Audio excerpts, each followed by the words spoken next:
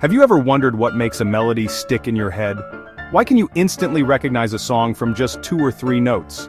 It's not magic. It's not some secret code that only trained musicians know. The answer is actually much simpler, and it's hiding in plain sight, or rather in plain hearing. It's all about the distance between the notes. This fundamental building block is called an interval. It gives music its emotional power. It gives music its character. It gives music its memorability. They are the atoms that form the molecules of every melody. They are the atoms that form the molecules of every chord. Without them, music would just be a random collection of sounds. If a single note is a color, an interval is the relationship between 2 colors. It's the contrast, it's the harmony, it's the feeling you get when you see them side by side. Is it a gentle, pleasing combination, or a clashing, dramatic one? Every song you know is built upon a series of these relationships, from the simplest nursery rhyme to the most complex jazz solo. Intervals are the engine driving the music forward. They make melodies feel happy. They make melodies feel sad. They make melodies feel triumphant.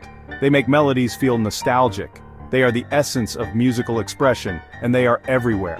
Understanding intervals isn't just for music theory nerds.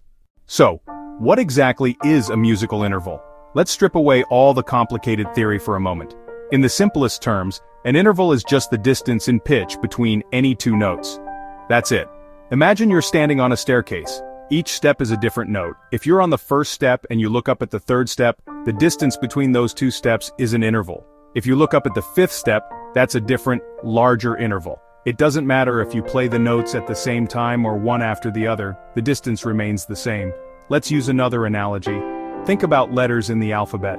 The distance from A to C is a certain space. You skip one letter, B.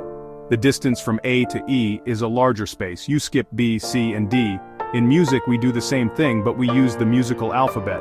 A B, C, D, E, F, G, an interval measures how far apart 2 notes are within that musical alphabet.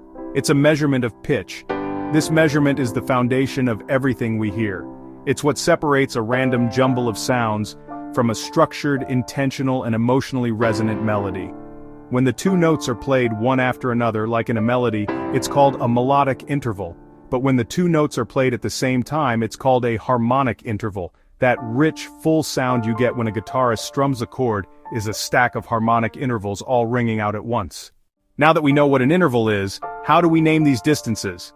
The system is straightforward and logical. It's based on numbers. We measure distance by counting lines and spaces on the staff. Start counting from the first note.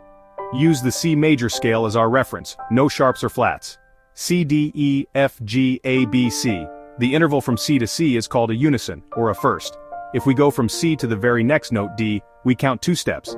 C is 1, and D is 2. So, the interval from C to D is called a second. If we go from C to E, we count 3 steps. C, D, E, that's a third. From C to F is a fourth. From C to G is a fifth. C to A is a sixth. C to B is a seventh. C to the next C is an octave, a special name for an eighth. The number gives the basic size of the interval. But there's another layer, the quality. Major, minor, perfect, augmented, diminished. For example, the interval from C to E is a major third. It often sounds bright and happy. But if we lower that E by 1/2 step to an E flat, the interval from C to E flat is now a minor third.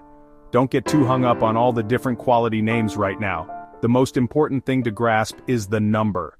So, why should you care about any of this, especially if you're just a listener? Well, it's because intervals are, the DNA of music. They really are the essential code that determines the identity of a melody.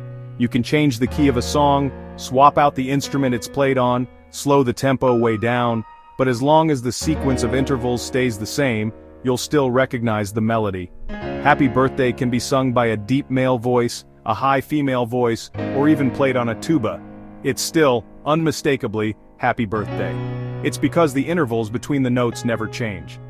Now for musicians, this is obviously, critical. When you're learning to play by ear, you're not just guessing notes randomly, you're actually learning to recognize the sound of these intervals. This is how musicians can improvise solos, write harmonies, and learn songs quickly. They've internalized the sound and feel of these distances, turning them into a second language that they can speak fluently on their instrument. But, this recognition isn't just for musicians. As listeners, our brains are incredible pattern recognition machines. Even with no formal training, your brain has already cataloged the sounds of thousands of these intervals. You'll see the architecture holding your favorite songs together. The best way to learn intervals is to, connect them to music you already know. So, let's look at a few common intervals using melodies that are so famous, they're practically part of our collective consciousness. We'll start with one of the most common and pleasing intervals, the major third.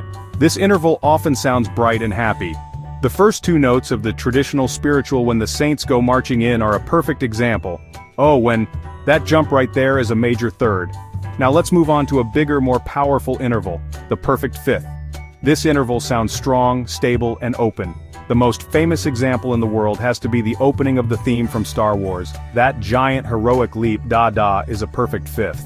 Another simple example is the first two notes of Twinkle Twinkle Little Star. That gentle jump from Twin Clay is also a perfect fifth. What about a smaller, more dissonant interval? The minor second is the smallest interval possible, just 1/2 step. The most terrifyingly effective use of this interval is the theme from the movie Jaws. The two notes that alternate back and forth, getting faster and faster, da-dum, are a minor second apart. That interval alone is enough to create a sense of pure dread and impending doom. Finally, let's listen for the perfect fourth.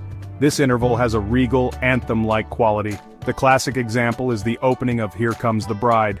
The first two notes, Here Comes, form a perfect fourth. Once you start listening for these, you'll hear them everywhere. The major third in a doorbell chime, the perfect fifth in a fanfare, the minor second in a horror movie score. They are the sonic building blocks of our world, and now you have the key to start identifying them. Now that's just a taste. Every interval has its own character. Learning to hear them is a journey, but it's one that makes music infinitely more rewarding. Music builds to uplifting piano chord resolution. Thanks for watching, subscribe for more.